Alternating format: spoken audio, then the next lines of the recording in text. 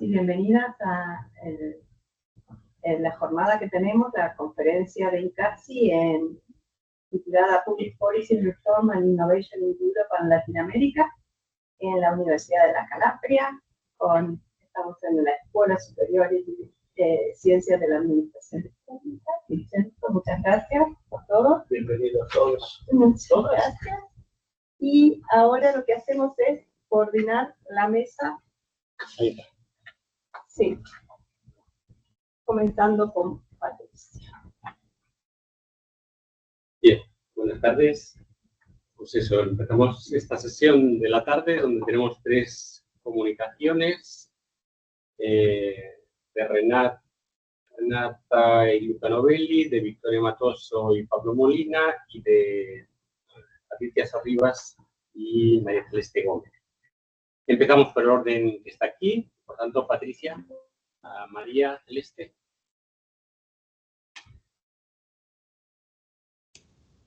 Bien, hola, ¿me escuchan? Sí. Bien, buenas tardes, buenos días tempranos acá en el sur. No sé si está Celeste, ¿está conectada? ¿La ven? No. Bueno, entonces... No dije, igual que ayer, 15 minutos de exposición. Sí. Y al final las intervenciones. Bien. Bueno, estamos con María Celeste, presentamos esta ponencia, ni mucho ni poco, lo que son avances en la regulación de plataformas digitales en América Latina y Europa. Si pueden pasar la siguiente filmina. Primero que nada, como aclarar algunas cuestiones. El concepto de plataforma que estamos asumiendo es esta combinación de software y tecnología que pueden aparecer como páginas web o aplicaciones y básicamente que intermedian a través de Internet entre 2 o más clases de actores humanos. Ahí están los rasgos característicos, digamos, que tienen que ver con los datos, algunos rasgos económicos que la literatura referencia mucho, que tienen que ver con posición dominante, dependencia de externalidades, estrategias de usuarios cautivos y generación de ecosistemas de interacción, y rasgos ideológicos que proponen algunos que tienen que ver con el carácter performativo y generadas para operar y mercantilizar también las emociones o gestionar la atención de las personas. Hay muchas clasificaciones de plataformas. Nosotros estamos trabajando con las que a grosso modo se consideran capitalistas, no con las que serían no capitalistas, más colaborativas, cooperativas. Y entre ellas estamos abordando más que nada las que se piensan para intermediar entre distintas partes y comprar y vender bienes, y las que intermedian trabajo. La siguiente, por favor. Y después, otro concepto clave que estamos tomando para hablar de regulación tiene que ver con el de plataformización, y básicamente en este vínculo de partes, el proveedor de la plataforma es la única de las 3 partes que tiene acceso completo y control sobre todo, sobre los datos, los procesos y las normas y las reglas de la plataforma. Eso genera asimetría, obviamente, de información estructural, y a través de ella asimetría de poder entre esas partes. Y a nivel también hay una tendencia a fomentar el surgimiento de monopolios o al menos de oligopolios debido al impulso generado por capitales de riesgo y efectos de red que tienen estas formas, ¿no?, de intermediar entre actores. La siguiente. Y ¿por qué estamos presentando esto en esta mesa? Tiene que ver con que hay mucha discusión sobre si estas plataformas acentúan o traen ciertos beneficios en relación a las desigualdades sociales, o sea, si pueden aparecer como facilitadoras, por ejemplo, de trabajo y en ese sentido disminuir algunas brechas, o si son generadoras de mayor desigualdad o acentúan las previas. Y en este sentido, nosotras partimos de una afirmación de la OIT que en general, a partir de lo que vienen observando, estas plataformas están generando prácticas laborales que se remontan al siglo XIX y además prefiguran futuras generaciones de lo que se llaman jornaleros digitales.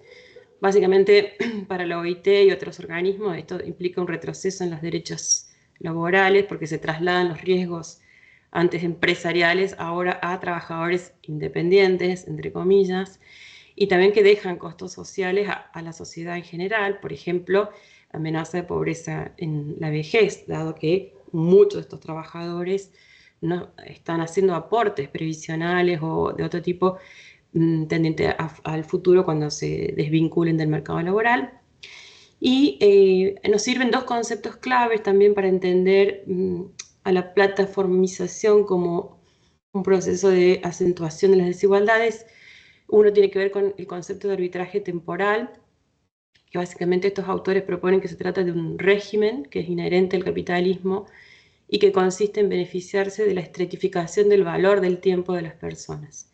Esto significa que hay un orden temporal diferencial donde se explota el trabajo y el tiempo de un grupo de personas, a veces mediante procesos de hipertercerización laboral, y esto se hace para apoyar la gestión de tiempo y el estilo de vida sin espera de otro grupo más privilegiado.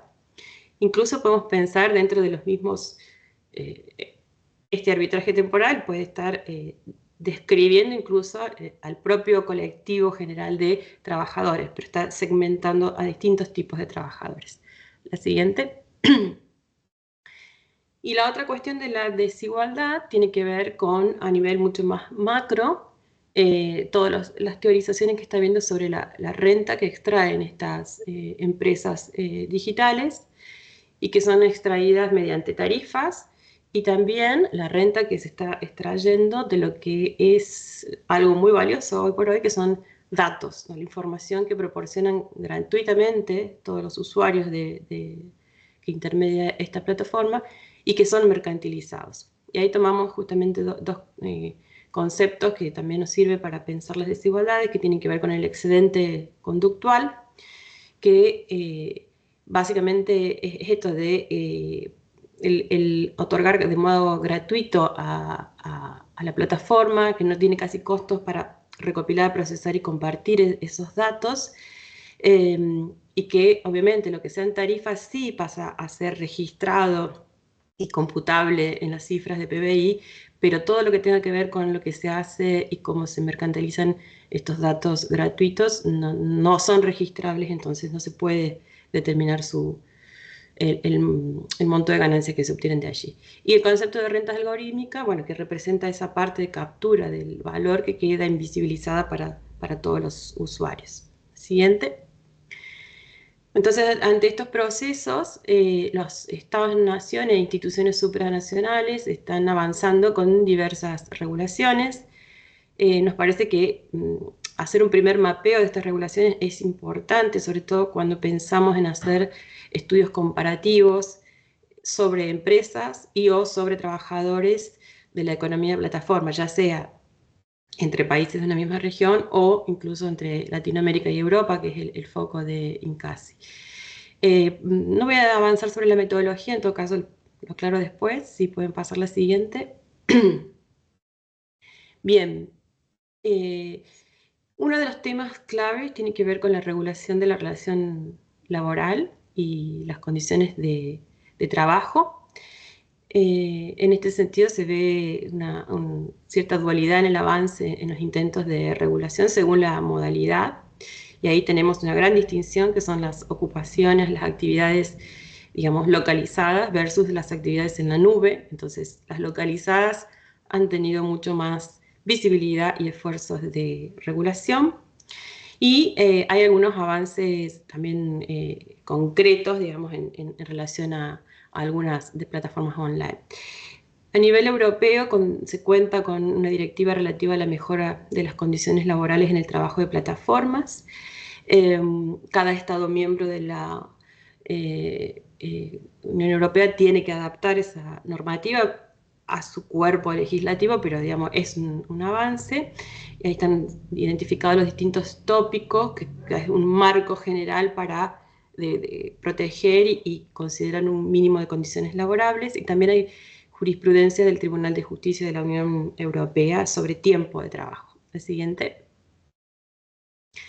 Y en relación a los estatus de estos trabajadores, que es un foco importante de discusión académico y sobre todo político, bueno, hay distintas categorías. Vemos ahí en Europa trabajadores dependientes, contratistas independientes, prestadores de servicio con derecho a sindicalización, y hay algunas aplicación de estas directivas de la Unión Europea, en el caso de Noruega, con ya avances en la regulación interna, y en casi todos los estudios, e incluso en el campo sindical, destaca la ley Rider de España, pero por lo que estamos referenciando en textos académicos y también en textos oficiales y notas periodísticas, esta ley, si bien vino a avanzar en algún sentido, en otro sentido, la forma que tuvieron de adaptarse las empresas a esta nueva ley también está generando problemas dentro de la fuerza de trabajo,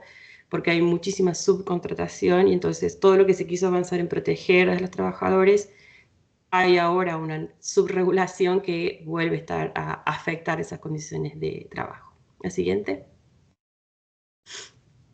Bien, entonces eso pensando en Europa, y obviamente en Latinoamérica, en toda la comparación que estamos haciendo, es mucho menor el avance. No hay avances a nivel supranacional, como sí el caso europeo. Tenemos el caso de Chile, que ya tiene 2 leyes, pero que se adaptan a las concepciones del Código de Trabajo. Sí hay un registro de conductores obligado para lo que son las empresas de transporte, que eso le da cierta visibilidad y puede ser un proxy de las estadísticas oficiales del volumen de trabajadores en esa área. Colombia cuenta hay proyectos de reforma laboral, están en ciernes. En Brasil se cuenta con algún avance en términos de jurisprudencia, fallos de última instancia, pero que niegan la relación laboral. En Perú no hay normativas particulares, pero sí hay iniciativas de proyectos legislativos y algunos posicionamientos respecto de cómo un campo de normativas nacionales y supranacionales puede ayudar a la interpretación y mejorar un poco las condiciones de trabajo de estas personas en Perú.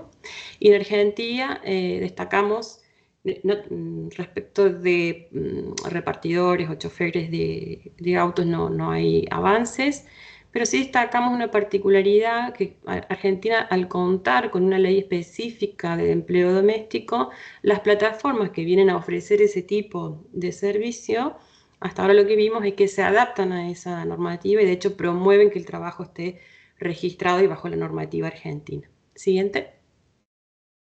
¿Cómo voy de tiempo? Quedan 4 minutos. Uy, vamos. Bueno, la otra cuestión importante tiene que ver con la regulación de datos, lo que habíamos presentado anteriormente. En estas áreas es un área mucho más dificultoso. En todo lo que tiene que ver con la renta obtenida de la atención algorítmica, hay muy pocos avances. Ahí están nombrados 2 respecto a cómo se debe presentar y qué información se le debe dar al consumidor. La siguiente. En Europa se generaron una serie de leyes pensadas también para la protección de datos. Por ahí la ponencia que viene después de Pablo seguramente nos va a avanzar un poco más. Y hay una declaración también europea de derechos digitales y principios para la década digital, que hace un avance en proponer un sistema de evaluación de los riesgos sociales del uso de los algoritmos. Siguiente. En términos también de regulación de datos, la directiva del Parlamento Europeo propone una mejora de las condiciones laborales en el trabajo, la que ya mencioné anteriormente. Incluye un capítulo también monográfico sobre gestión algorítmica a la que tienen que adaptarse los Estados miembros. Y España también vuelve a ser como destacable en el sentido que tiene la Carta de Derechos Digitales de la Ciudadanía, que garantizan derechos laborales de información y de consulta de los órganos de representación de trabajadores. Siguiente. Una cuestión importantísima es las regulaciones antimonopolio. Hay algunos avances en este sentido en varios países, pero que son contrarias a normativas actuales de la Organización Mundial del Comercio. En todo caso, después pues, eso puedo ampliarlo. Y se destacan que, curiosamente, hay esfuerzos a nivel de Estado-Nación, de empezar a contar con equipos de datos. Es el que hemos rastreado es el caso del Reino Unido, pero no está bien, hasta donde pudimos ver no hay este tipo de iniciativas más a nivel supranacional. Siguiente. Y por último, el foco, en lo que más hemos estado trabajando y más nos estamos dedicando, tiene que ver con las estadísticas oficiales. Hay escasez de información sobre esto, hay algunos avances, pero tienen resultados dispares. Básicamente esos resultados dispares dependen de que hay diferencia entre el tipo de plataformas que se incluyen o no en las estadísticas. Eso hace que las mediciones no sean comparables. Obviamente que el desarrollo es muchísimo menor en Latinoamérica comparado con Europa en estadísticas oficiales. Gracias. Tanto en Brasil como en Chile se tratan de estadísticas experimentales, y en Costa Rica hay un módulo de teletrabajo que se trata de hacer como un proxy de tener una idea de la población de trabajo mediado por plataformas. La siguiente. En Europa vemos mucho más avance, la mayoría empezaron en 2017, se suelen incluir preguntas o módulos completos en encuestas de fuerza laboral o encuestas de uso de Internet. Entre países tienen distintas definiciones de trabajo de plataformas, algunas incluso suponen relación laboral y otras no, en función también de la normativa local. Algunas se excluyen las actividades secundarias y adicionales, entonces eso implica una pérdida de datos, y también tienen diferentes referencias temporales, con lo cual dificulta la comparación, y en algunos casos incluyen 2 referencias temporales para ver el trabajo ocasional. Siguiente, y ya terminamos. Entonces, más bien no se trata el problema, como estamos viendo, no es la falta de disposiciones o protecciones, sino que incluso con los avances que se están logrando, y el caso testigo de España así lo indica, después hace difícil de garantizar esos derechos que se siguen consagrando en estos pequeños avances regulatorios. O sea, el poder de policía de controlar que efectivamente esas leyes estén en vigencia. Hay expectativas de una posible definición en la 103ª Conferencia Internacional del Trabajo, que tendría alcance global, así que estamos esperando que suceda eso para revisarlo. Y lo que alertamos también en varios textos de ONG dedicadas a este tema, que produjeron informes muy interesantes, es que hay nuevos desafíos también por la emergencia de otros avances regulatorios, pero en sentido contrario, ¿no? Y que básicamente tiene a la OMC como un actor principal de estar promoviendo otro tipo de regulaciones mucho más favorables a estas empresas. Siguiente. Está terminando, está la última filmina. Entonces, la respuesta institucional europea, vemos que al ser de un nivel superior, que es regional, está más acorde al fenómeno que se pretende regular, y también es un nivel de regulación y de actores políticos vinculados que estarían en mejores posiciones también para la embestida de estos avances regulatorios en sentido contrario. Latinoamérica obviamente está en una posición mucho más débil históricamente, y también en este escenario. Y también hay un desafío, ¿no? Y por eso estamos esperando algunas indicaciones de OIT en cuestiones de la regulación de los datos, incluso qué futuro están prefigurando, siendo que muchos de estos datos que no están, que están siendo ofrecidos gratuitamente, se están usando para procesos de automatización que a futuro indicarían que incluso esa fuerza de trabajo que ahora está obteniendo ingresos a través de la plataforma no los obtendría más. Entonces es un desafío importante. Y como nunca las plataformas tienen detalles hasta mínimos de justamente el trabajo, nunca antes se tuvo esta posibilidad tecnológica de saber tanto del trabajo. Entonces creemos que esta tendría que ser una cualidad que se configure en una oportunidad para la acción gubernamental y para la acción regulatoria. Y en ese sentido estamos trabajando en el proyecto que está el nombre ahí, para tratar de incidir en las estadísticas oficiales, al menos locales, de una región de Argentina, de 3 ciudades, justamente para poder tener incidencia luego en políticas públicas. Creemos que es necesario avanzar en tener buenos datos sobre estos trabajadores, en qué condiciones están, en complementariedad con también buenos datos sobre las empresas. Siguiente. Bueno, gracias en nombre de María Celeste y mío, y cualquier cosa puedo avanzar después con algunos detalles. Bien, gracias. Vamos a la siguiente comunicación. Vicky, Pablo. ¿Qué tal? Buenas tardes allá, buenos días, Vincenzo, Sandra, Pedro. Bueno, hola a todos y todas. Vamos con la nuestra. Entonces, Cristian, este es un trabajo que estamos realizando en el marco de dos proyectos. Uno es dentro de Incasi, acá con Vicky, con Victoria Matoso, investigadora con ISET, junto conmigo, y los dos, bueno, pertenecientes al Instituto Gino Germani de la Universidad de Buenos Aires. El título está en inglés porque, bueno, originalmente hicimos el paper en inglés, pero la presentación va a ser en castellano y tiene que ver con la inteligencia artificial y la regulación del empleo. El objetivo nuestro es una comparación entre la legislación europea y latinoamericana relativa a la aplicación de inteligencia artificial en el ámbito laboral. Nosotros vamos a hacer un paneo general utilizando el protocolo Prisma y un pequeño índice de impacto. Y después vamos a trabajar sobre, después Victoria va a hacer bien en detalle lo que es 3 casos de estudio que están ahí, que son la disposición 2 del 2023 de Jefatura de Gabinete, la Estrategia Nacional de IA de Uruguay y el Reglamento de la Unión Europea y directrices para una ética fiable. Siguiente, por favor. Bueno, algunas cosas que nosotros vamos a considerar es que para nosotros hay un hito tecnológico fundamental para trabajar, que es la diferencia entre la IA tradicional, que se acerca más a la automatización y a la reproducción de actividades, y la IA generativa, la cual tiene la capacidad de generar procesos propios, crear contenidos originales. Dentro de los riesgos, nos vamos a centrar en la sustitución del trabajo humano y reconfiguración de la agencia humana, incluso aquellos aspectos creativos y sensitivos que antes estaban considerados fuera de la robótica. Nuevas formas de control y exigencias basadas en algoritmos y controles despersonalizados. Un poco estuvo trabajando sobre eso Patricia.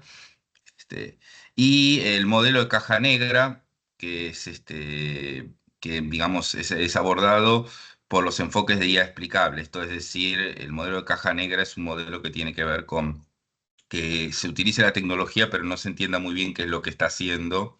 ¿Sí? La siguiente, por favor.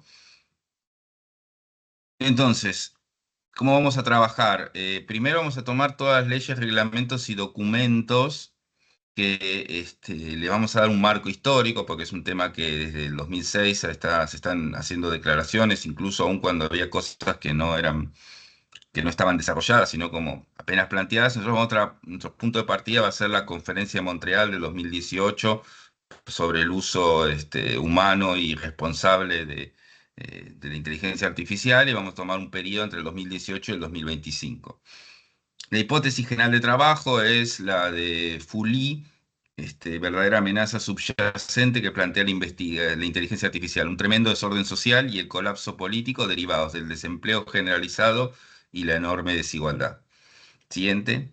Bueno, esta es nuestra propuesta. Lo que nosotros hicimos fue relevar una cantidad de documentos, una cantidad de artículos y libros de investigación, todos en clave de que, como era un tema bastante amplio, al menos una de las palabras claves de resumen en los artículos y libros fuera desigualdad, sea económica, de género, mientras que nosotros son todos documentos que eran referidos a inteligencia artificial en el periodo mencionado.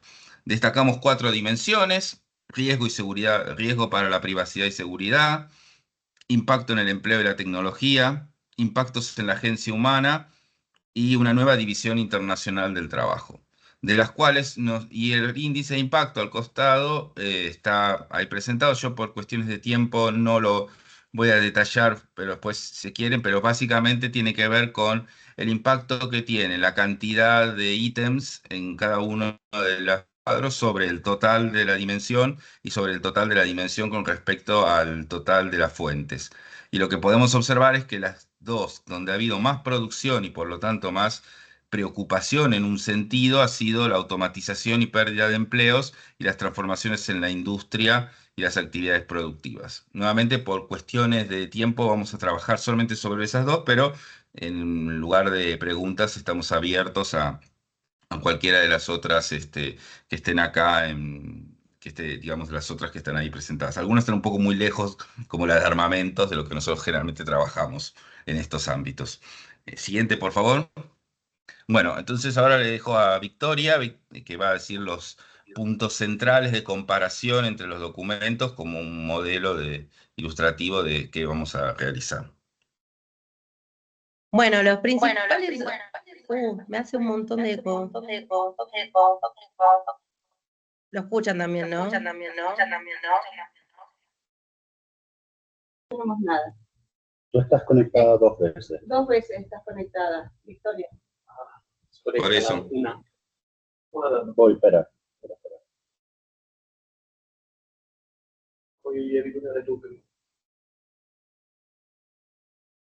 Ya.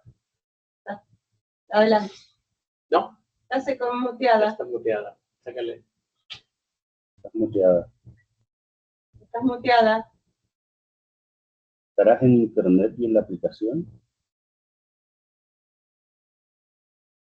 No, no te escuchamos. ¿O tu móvil? No, ahí donde está mirando, porque mira, está ahí. No, estaba en la aplicación y en el otro. Disculpen. Bien. Bueno, lo que nosotros tomamos fueron 3 documentos principales sobre las 3 áreas, que fueron los 3 casos que analizamos, que fue Argentina, Uruguay y la Unión Europea para realizar esta comparación. Utilizamos de Argentina las recomendaciones para el uso de la inteligencia artificial, que es la disposición del 2023, en la Unión Europea, las directrices éticas para una IA fiable junto al reglamento 1689 del año 2024, y de Uruguay, la Estrategia Nacional de Inteligencia Artificial del 2024, que es la primera ley latinoamericana de inteligencia artificial, por lo cual fue tratar de, bajo las dimensiones que recién nombró Pablo, realizar una comparativa en esas dimensiones sobre también ciertas subdimensiones que acá están explicitadas. Bueno, en Argentina, en cuanto a la privacidad de datos y trabajo, no contempla específicamente justamente la relación entre estas dimensiones y características, pero sí hay se califica como de relevante proteger los datos y evitar la discriminación algorítmica, que en otras legislaciones como las de Europa, que ahora vamos a ver, está más puntualizado a qué se refiere con esto de discriminación algorítmica. En cuanto al impacto de la inteligencia artificial en el trabajo, hay una intención de fortalecer la inclusión de inteligencia artificial, más que nada en todo lo que sea procesos administrativos y el empleo público, que luego también vamos a ver en la comparación que las legislaciones latinoamericanas tienen mucho mayor enfoque en intentar una incorporación y promover la adopción tecnológica de manera privada y estatal, mientras que la Unión Europea adopta un enfoque muchísimo más preventivo. Bien, en cuanto al impacto en el desempleo, si bien no se ven exactamente en la legislación soluciones posibles, sí se explica que es posible que existan desplazamientos laborales y específicamente sobre sectores no capacitados. Por lo tanto, se deberían aplicar políticas adecuadas que no son nombradas, sino que se prevé, justamente creen a partir de esta exclusión que ya visualizan vendrá. Sobre reconversión de tareas, se plantea la capacitación y a la reubicación laboral como justamente medidas que podrían también impactar en el posible desempleo y que está muy asociado al tipo de modelo de adopción tecnológica, que es un modelo muy diferente al de Europa o países centrales como donde existe desarrollo tecnológico como Estados Unidos o China, ya que en Argentina no tenemos un proceso sostenido de soberanía digital, por ejemplo. En cuanto a educación y empleo, se promueve la promoción en la educación sobre inteligencia artificial, pero más que nada para reducir la resistencia en la población y en empresas a adoptarla, por lo que vuelve a puntualizarse este camino de insertar estos nuevos procesos productivos en el empleo. Y en cuanto a impactos de la desigualdad es abordada en esta ley, este documento sobre la accesibilidad digital, que más gente tenga la posibilidad de acceder a la web. Seguimos con la siguiente. La Unión Europea, en estas dimensiones, tiene muchos puntos en común, pero puntualiza más en algunos y menos en otros. Sobre la privacidad de datos y trabajo, ahí sí, en la discriminación algorítmica que antes hablaba, la Unión Europea prohíbe directamente sistemas de inteligencia artificial que creen puntuación ciudadana y califica como de alto riesgo los sistemas que son utilizados para la contratación y gestión laboral. O sea, toda inteligencia artificial que gestione o controle quienes pasan filtros de empleabilidad son calificadas de alto riesgo. Asimismo, todo lo que sea detección emocional, o sea, si se detecta con tecnología, si una persona está atenta, está cumpliendo su trabajo, está distraída, está mirando hacia otro lado, también estaría prohibido, que son sistemas tecnológicos que ya funcionan en China, por ejemplo, en escuelas. Sobre el impacto de la inteligencia artificial en el trabajo, puntualiza de que justamente la incorporación de esta nueva tecnología debería ayudar a la humanidad creando empleos útiles, pero no detalla cuáles, sino que también hay una propuesta más hacia futuro de ir creándolos con el tiempo. En cuanto al desempleo y soluciones, la Unión Europea y estos dos documentos que analizamos consideran de alto riesgo justamente todo lo que tenga que ver con el autoempleo, la contratación, esta gestión laboral y lo que puede ser toda la discriminación algorítmica en relación a quienes acceden o no a un tipo de trabajo a partir de los datos que guarda esta inteligencia artificial. Sobre reconversión y sustitución de tareas no hay información específica. Sobre educación y empleo sí impulsa la alfabetización en inteligencia artificial, pero en un sentido más amplio y no tanto relacionado con la empleabilidad. Y en cuanto a los impactos sobre desigualdad, la Unión Europea se preocupa por los derechos sociales que pueden estar afectados a partir de la inclusión de esta nueva tecnología. Y el último caso que analizamos fue el de Uruguay. En cuanto a la privacidad, se contemplan varios aspectos de protección de datos personales, pero no hay nada en relación directa al trabajo. Sobre el impacto de la inteligencia artificial en el trabajo, sí es vista como un motor de inclusión al mismo tiempo que una posibilidad de desarrollo y transformación digital.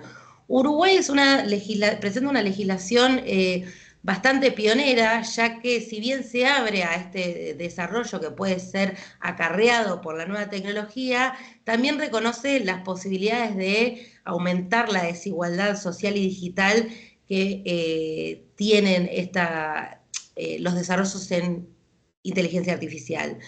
Por lo cuanto, en el impacto sobre desempleo, propone formación y capacitación como respuestas directas y soluciones posibles ante el mismo. En cuanto a reconversión y sustitución de tareas, pone la necesidad de estudios prospectivos, o sea, directamente no espera que se realicen políticas a futuro, sino estudiar justamente cuáles son las tareas que van a ser reconvertidas. Y en educación y empleo, también la ley promueve desarrollar estas habilidades en todos los niveles educativos, así como atender a la inclusión de mujeres, como un sector bastante relegado. Por lo tanto, en los impactos de la desigualdad, la ley uruguaya aborda las brechas digitales y la desigualdad digital de manera bastante directa en toda la legislación, incluso abogando por las inteligencias artificiales y las tecnologías de código abierto, dando así como una primera primera luz sobre lo que podría ser un proceso de soberanía digital. Este es un cuadro que resume lo que acabo de decir y ya lo dejo a Pablo para las conclusiones. Bueno, gracias Vicky. Brevemente, hay una marcada preocupación, que es lo que nos sacamos por el índice sobre el impacto en el mundo del trabajo. Esto es, cada vez que la palabra desigualdades de algún modo empieza a aparecer, por ejemplo, nosotros no hemos tenido en cuenta publicaciones o cosas que sean de aspectos técnicos. Hay una, como decía, una cosa que atraviesa digamos, la diferencia es en que la Unión Europea prioriza prevención y derechos laborales, mientras que Argentina y Uruguay trabajan sobre la idea de adopción tecnológica, dada una diferencia histórica en el rol de los sindicatos y los niveles de conflictividad. Entonces, y además, bueno, las condiciones de las brechas tecnológicas. Esencialmente, nosotros, y en espíritu de lo que apunta esta conferencia, centramos que hay tres bullets, tres ítems claves en los cuales coinciden la mayoría de las propuestas acerca de qué es lo que habría que hacer en términos de adopción de la IA con respecto a las desigualdades laborales. Una es la protección laboral, ya sea reforzar la existente o la legislación existente, o promover adaptaciones de la misma.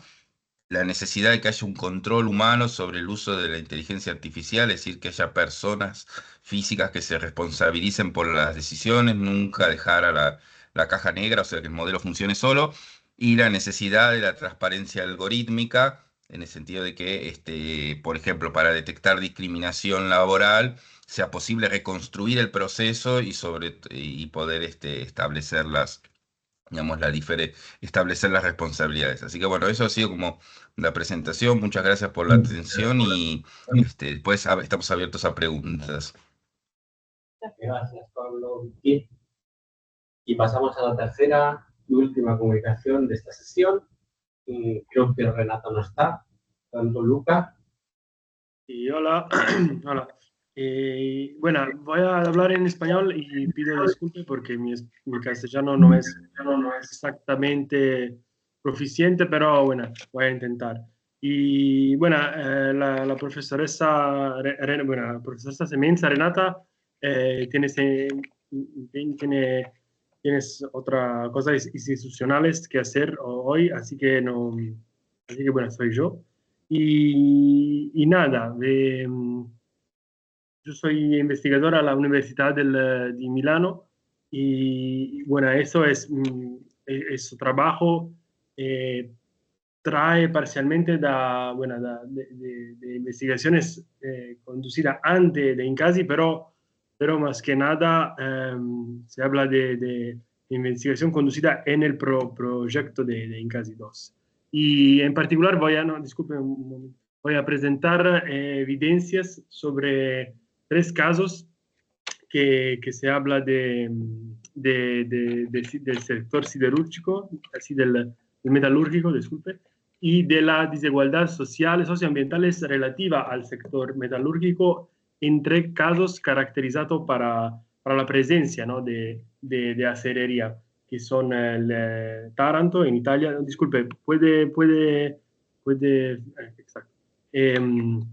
Sono el caso de Taranto en Italia, y el caso de San Nicolás de los Arroyos en Argentina, y el caso de Aimuiden en los Países Bajos. Disculpe, tengo que cargar mi computer.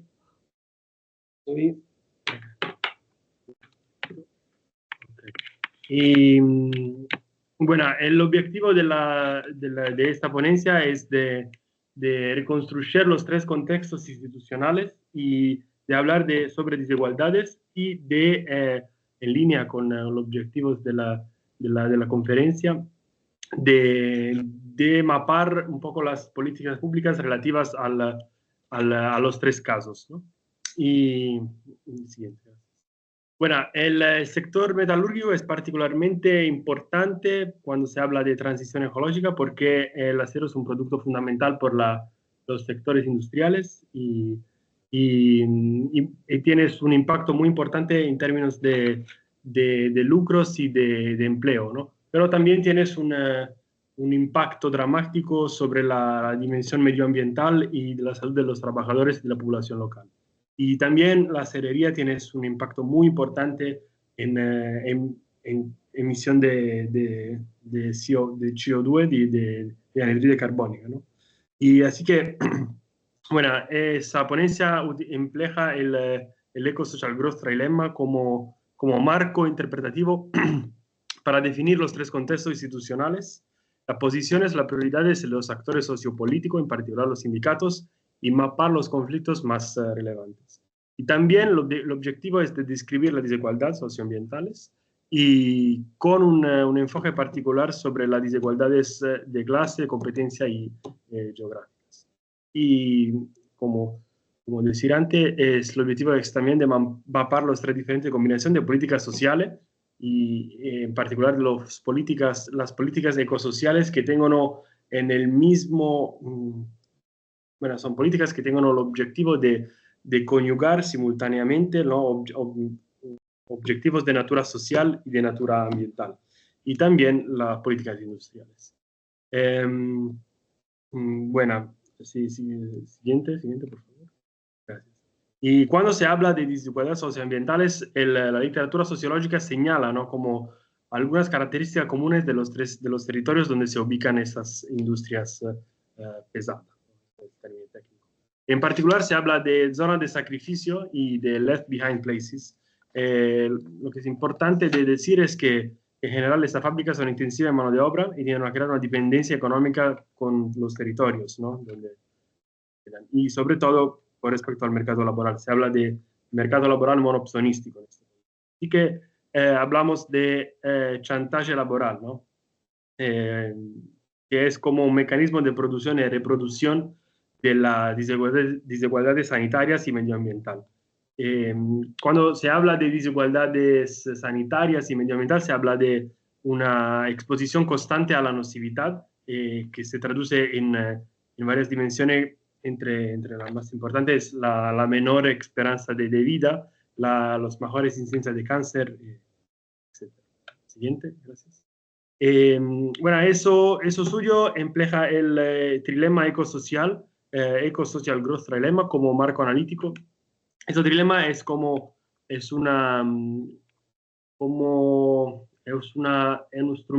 instrumento analítico para mapar, ¿no?, la condición de actores institucionales y políticos que se tengan que confrontar con decisiones relativas al conseguimiento de objetivos sociales, económicos y ecológicos. Cuando se habla de producción de acero, de metalurgia, ese trilema se conjuga en esta manera. Siguiente. Y esa es una mapa de donde insisten las tres fábricas. Si puede ir al siguiente, voy a ver. Eso es. Los tres. Siguiente.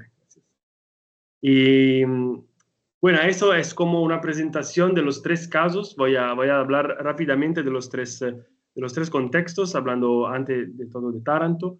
Bueno, aquí tienes los tres casos, disculpe, tienes características comunes, tienes un desarrollo histórico común, tienes una fase de acero de Estado, ¿no?, de empresa estatal, con contextos de empleo de masas, ¿no? Y también todos los tres casos tienes un proceso de privatización que se ocurrió en los 90s y después una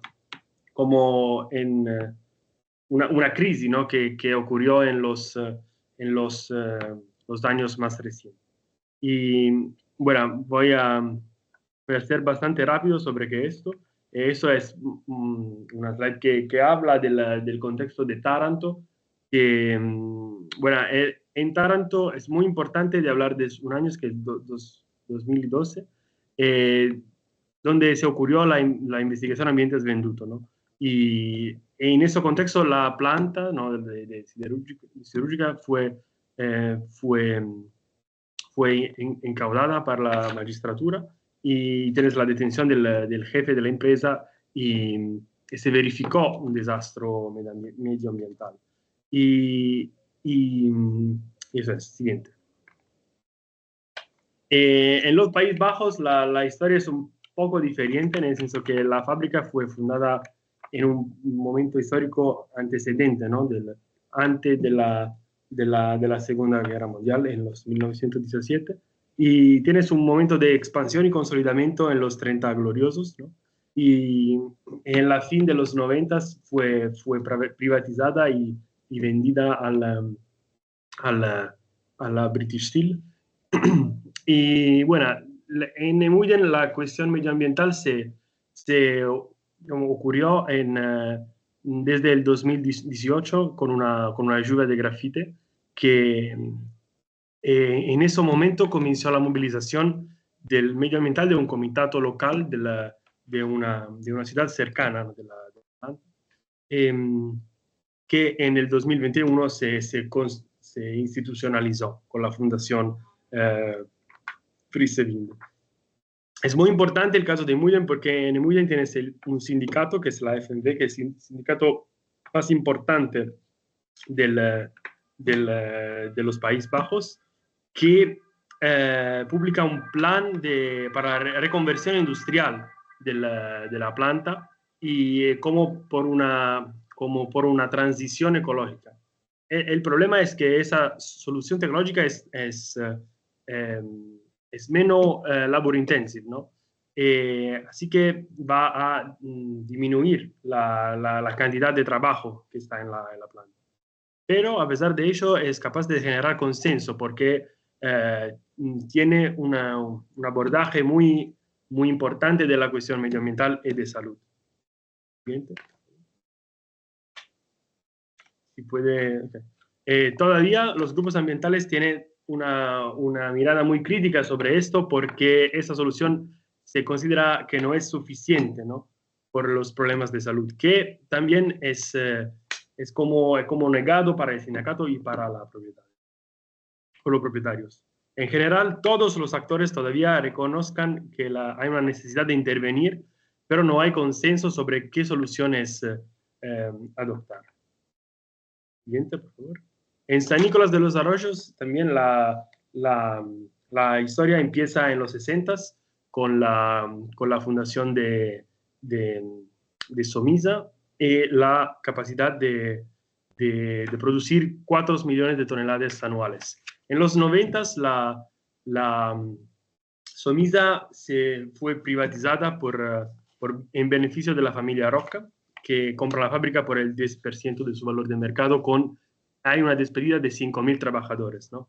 Y hay un momento de conflictualidad social muy importante en ese contexto. Se resuelve con la integración de la gran mayoría de estos trabajadores en esquema de prejubilaciones. A partir de este momento hay una producción constante y todavía hay el caso de San Nicolás de los Arroyos es particularmente interesante porque en este contexto no hay una contextación sobre la dimensión de medioambiental y de salud, ¿no? Y tampoco no hay instituciones que pueden controlar la polución que se genera en la fábrica. El conflicto social en este contexto, en San Nicolás, se configura clásicamente sobre la cleavage, ¿no? Sobre la cuestión, digamos, el conflicto entre capital y trabajo y laburo. Y eso es como una representación gráfica de los 3 casos. En San Nicolás hay la negación de la dimensión medioambiental y de salud, y hay un conflicto típicamente sobre la distribución de recursos entre trabajo y capital. En Taranto, de hecho, la cuestión se delinea como un conflicto entre objetivos intractables. Okay, 3 minutos. Y hay también un protagonismo de actores que advocan por el conseguimiento de objetivos medioambientales. Y en Nemuiden el tentativo, la voluntad política es de balancear entre entre los diferentes objetivos, ¿no? Así que hay un tentativo de integración entre la dimensión ambiental y productiva y también social. Siguiente, por favor. Bueno, estos son los... es un poco como una reflexión sobre digamos, esta comparación. Bueno, en los tres diferentes casos reflectan la heterogeneidad de los tres contextos. En San Nicolás, como decir, hay un conflicto sobre la distribución de recursos entre capital y trabajo. En este contexto, el gobierno, pero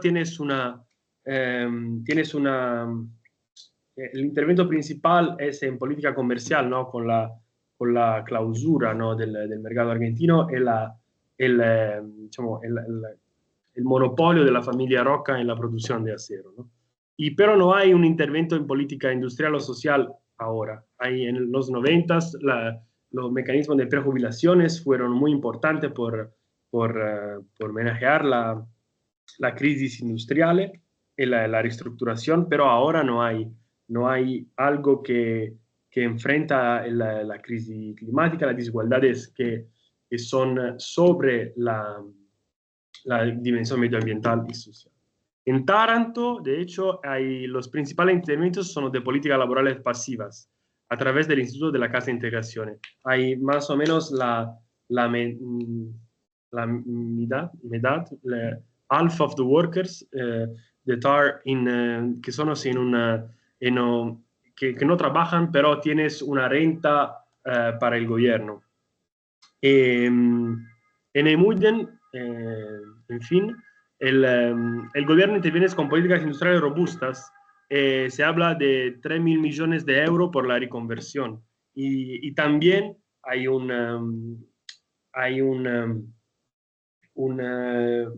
mecanismos de recualificación muy importantes, ¿no? que son en fase de estudio y de implementación. Y bueno, eso es. Muchas gracias. Perfecto. Gracias, Luca. Y al final de los tres papers, en el programa veis que hay dos papers que fueron considerados finalmente distribuidos. Cuando se hizo la programación se tuvo que acabar de ajustar el tiempo a los papers. Al final el comité deliberó sobre la distribución de los papers, etcétera, determinó que esos dos fueron distribuidos y los tenéis con un pequeño texto al final del programa. Bien, entramos en la fase de comentarios, preguntas, intervenciones que pueden ser por internet, por la sala. Podéis levantar la mano si queréis. Os podéis comunicar también entre ponentes. Podéis formular también alguna cuestión. Pregunta.